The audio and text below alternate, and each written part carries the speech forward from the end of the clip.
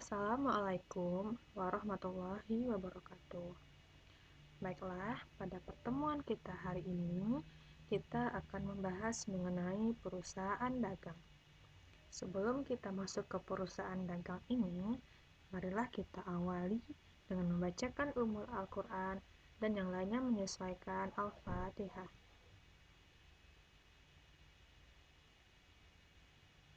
Selesai. Baiklah, sebelumnya kita sudah membahas mengenai perusahaan jasa, mulai dari transaksi perusahaan jasa sampai dengan jurnal balik. Nah, di mana perusahaan jasa merupakan perusahaan yang kegiatannya memberikan pelayanan kepada masyarakat. Contohnya, kantor pengacara, jasa telekomunikasi, salon, dan lain-lain. Sedangkan perusahaan dagang merupakan perusahaan yang kegiatannya melakukan pembelian barang, kemudian barang tersebut dijual kembali tanpa mengubah bentuk dengan harga yang lebih tinggi. Contohnya seperti apa? Seperti supermarket, toko kelontong, dealer mobil, dealer motor, dan lain-lain. Kita masuk ke rekening-rekening dalam perusahaan dagang. Rekening-rekening ini tidak muncul dalam perusahaan jasa, tetapi muncul dalam perusahaan dagang, seperti rekening penjualan, retur dan potongan penjualan. Nah, kalau retur ini merupakan pengembalian, misalnya barangnya rusak atau nggak sesuai pesanan, sehingga dilakukan retur. Nah, yang ketiga, potongan penjualan. Ada pembelian, retur dan potongan pembelian, potongan tunai pembelian, dan biaya angkut pembelian. Nah, dalam perusahaan dagang ini terdapat jurnal khusus, sedangkan pada perusahaan jasa hanya jurnal umum saja. Kalau untuk perusahaan dagang, kita membahas mengenai jurnal umum juga, jurnal khusus, dan juga buku besar pembantu. Jurnal khusus adalah jurnal yang digunakan khusus untuk mencatat kelompok transaksi-transaksi yang sejenis. Pengelompokan transaksi-transaksi yang sejenis tergantung kepada aktivitas perusahaan yang bersangkutan. Nah, jurnal khusus ini seperti jurnal khusus penjualan, jurnal khusus pembelian, penerimaan kas, dan pengeluaran kas. Pencatatan ke jurnal khusus ini dilakukan setiap hari, tetapi pembukuan atau posting ke buku besar dapat dilakukan secara bulanan atau tiap akhir bulan. Saat membuat jurnal penjualan dan jurnal pembelian, maka harus dibuat jurnal pembantu piutang dan juga jurnal pembantu utang. Kita masuk ke jurnal khusus. Jurnal khusus terdiri dari yang pertama, jurnal penjualan. Jurnal penjualan ini digunakan untuk mencatat transaksi-transaksi penjualan secara kredit. Nah, berarti jurnal penjualan ini isinya adalah penjualan secara kredit. Jurnalnya debitkan piutang dan kreditkan penjualan. Piutang pada penjualan.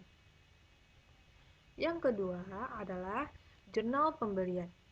Digunakan untuk mencatat transaksi-transaksi pembelian secara kredit. Jurnalnya adalah debitkan pembelian dan kreditkan utang dagang. Yang ketiga, jurnal penerimaan kas. Merupakan jurnal untuk mencatat segala macam transaksi keuangan yang menyebabkan kas bertambah. Biasanya, transaksi yang menyebabkan kas masuk tersebut adalah pelunasan piutang dagang dan penjualan tunai. Nah, jadi untuk jurnal penerimaan kas ini biasanya terdiri dari pelunasan piutang dagang. Jurnalnya adalah penjualan di debit dan piutang dagang di kredit. Sedangkan untuk penjualan tunai, Jurnalnya adalah debitkan kas dan kreditkan penjualan tunai.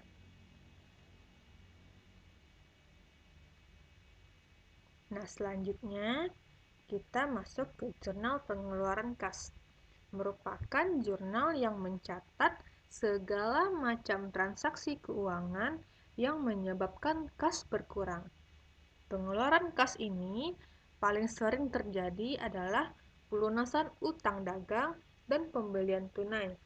Nah, kalau pelunasan utang dagang, berarti jurnalnya adalah utang dagang di debit dan pembelian di kredit. Sedangkan untuk pembelian tunai, di debit adalah pembelian dan di kredit adalah kas. Jadi untuk penjualan secara kredit terletak di jurnal penjualan, sedangkan untuk penjualan secara tunai terletak di jurnal penerimaan kas. Untuk pembelian secara kredit terletak di jurnal pembelian dan pembelian secara tunai terletak di jurnal pengeluaran kas. Kita bahas yang pertama, jurnal penjualan. Ini contoh jurnal penjualan. Ini bentuk jurnal khusus untuk penjualan. Yang pertama, transaksinya dijual barang dagang PT Cahaya sebesar 2 juta dengan nomor faktur 0201. Nah, sebelumnya kita ingatkan kembali bahwa jurnal penjualan ini adalah mencatat transaksi penjualan secara kredit. Nah, berarti di sini semuanya merupakan penjualan secara kredit, ya. Di mana jurnalnya adalah debitkan piutang dan kreditkan penjualan. Piutang di debit dan penjualan di kredit. Nah, kita masuk yang pertama, kita ulangi lagi. Dijual barang dagang PT Cahaya sebesar 2 juta rupiah dengan nomor faktur 0201. Di sini tanggal yang pertama, tanggal 1 Januari, nomor fakturnya 0201, keterangannya PT Cahaya, didebitkan piutang dagang sebesar 2 juta, dan kreditkan penjualan sebesar 2 juta. Tanggal 3, dijual barang pada PT Harapan secara kredit sebesar 1.500.000 dengan faktur 0301. Di tanggal 3, nomor fakturnya 0301, keterangannya PT Harapan, debitkan piutang dagang dan kreditkan penjualan sebesar 1.500.000.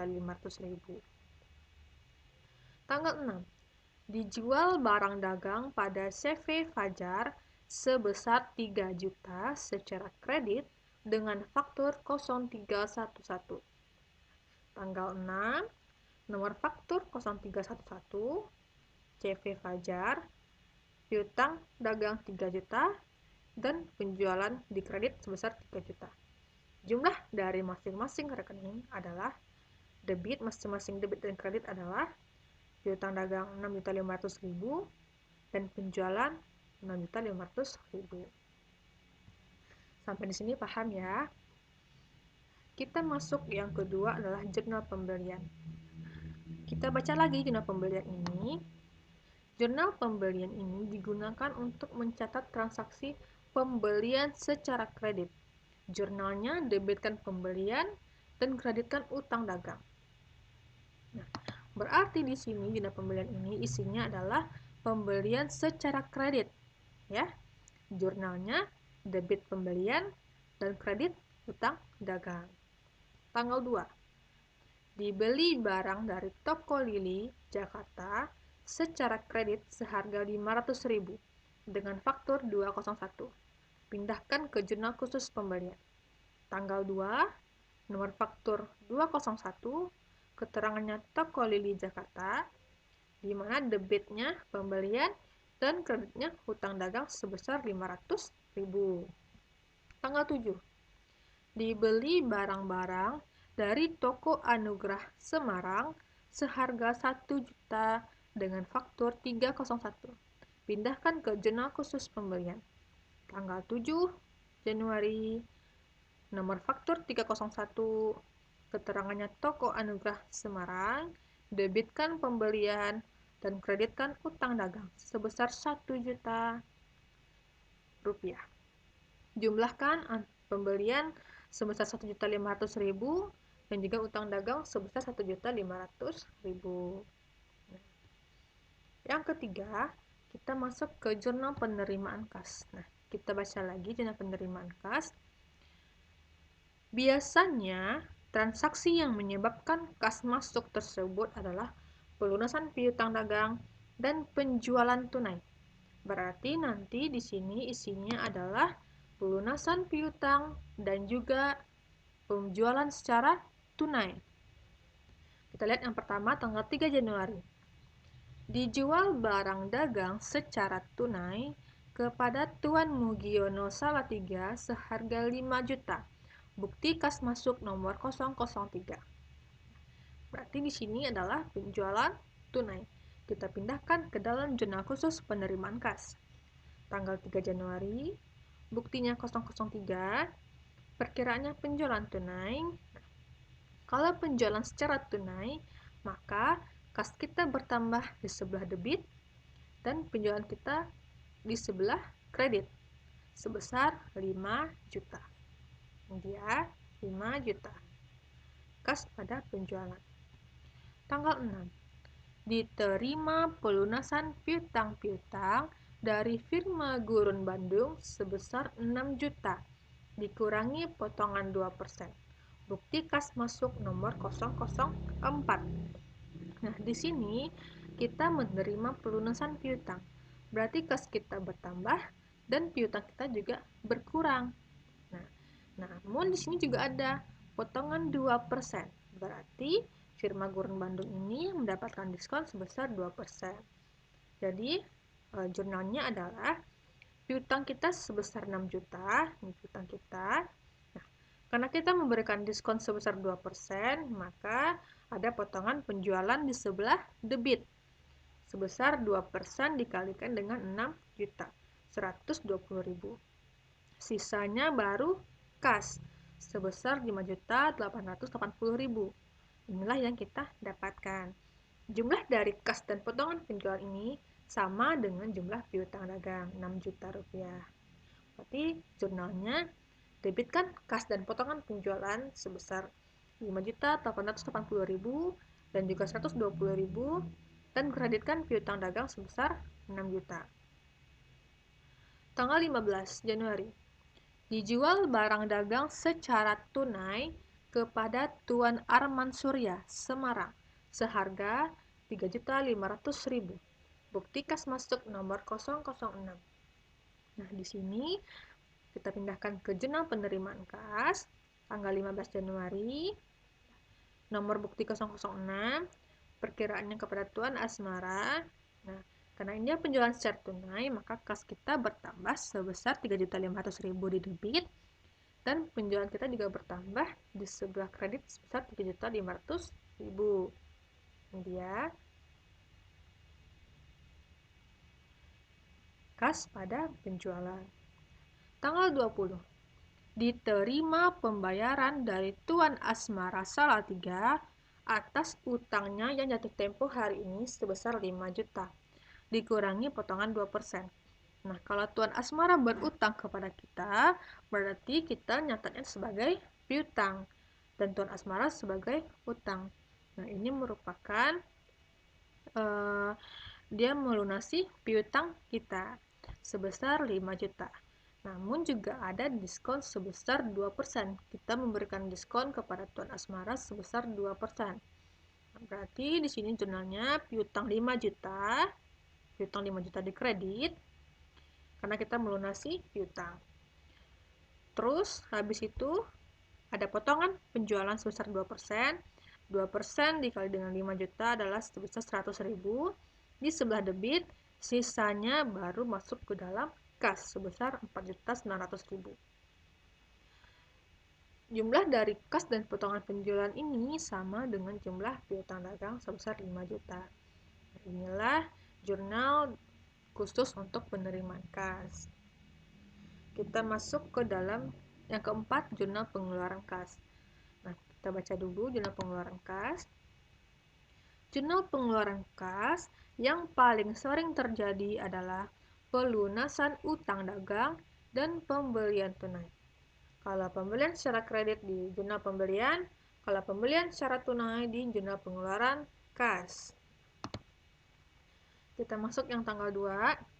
Dibayar utang kepada Toko Baru Jakarta atas pembelian barang dagang seminggu yang lalu sebesar 200.000 dengan syarat 2/10 N/30 dengan faktur kas keluar 01.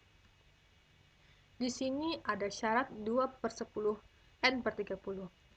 Ini maksudnya adalah jangka waktu pembayaran utang diberikan selama 30 hari. Namun, jika pembayaran dapat dilakukan dalam jangka waktu 10 hari dari transaksi terjadi, maka diberikan diskon 2%. Nah, kita ulangi ya. Untuk pembayaran utang diberikan waktu selama 30 hari. Waktu 30 hari. Namun, jika dapat dilunasi dalam jangka waktu 10 hari dari waktu terjadinya transaksi, maka diberikan diskon sebesar 2%. Kita lihat soalnya lagi. Dibayar utang seminggu yang lalu, berarti 7 hari yang lalu. Berarti kalau 7 hari yang lalu, maka termasuk ke dalam kategori 2/10. Karena maksimalnya 10 hari. Kalau masih 7 hari, berarti mendapatkan diskon sebesar 2%. Nah, di sini, kalau kita membayar utang, berarti utang kita berkurang. Utang kita berkurang terletak di sebelah debit. Nah, terus kalau kita membayar utang, kas kita juga berkurang. Kalau kas berkurang terletak di sebelah kredit. Maka jurnalnya adalah kita pindahkan ke dalam jurnal pengeluaran kas. Nah, ini jurnal pengeluaran kas ya. Jurnal pengeluaran kas.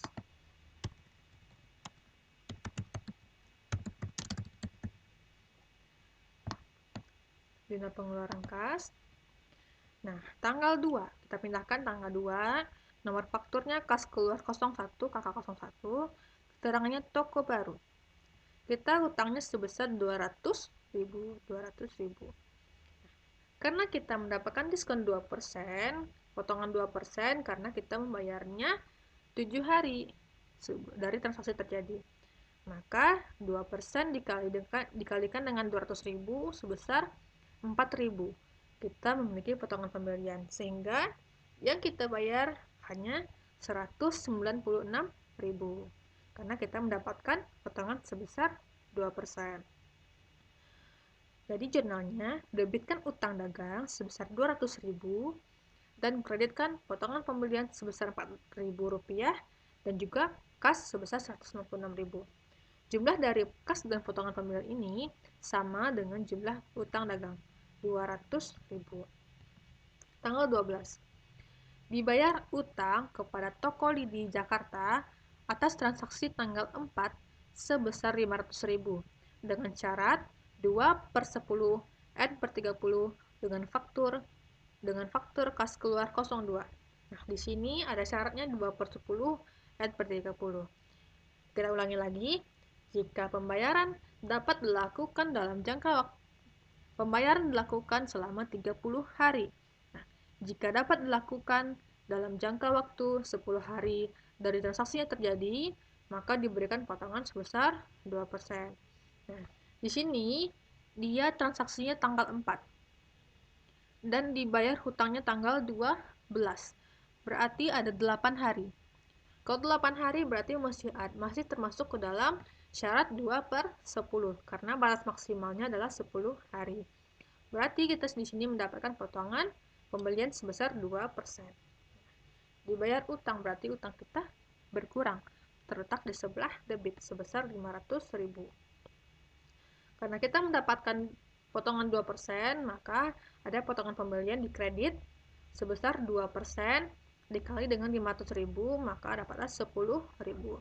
Sisanya yang kita bayarkan adalah sebesar 490.000.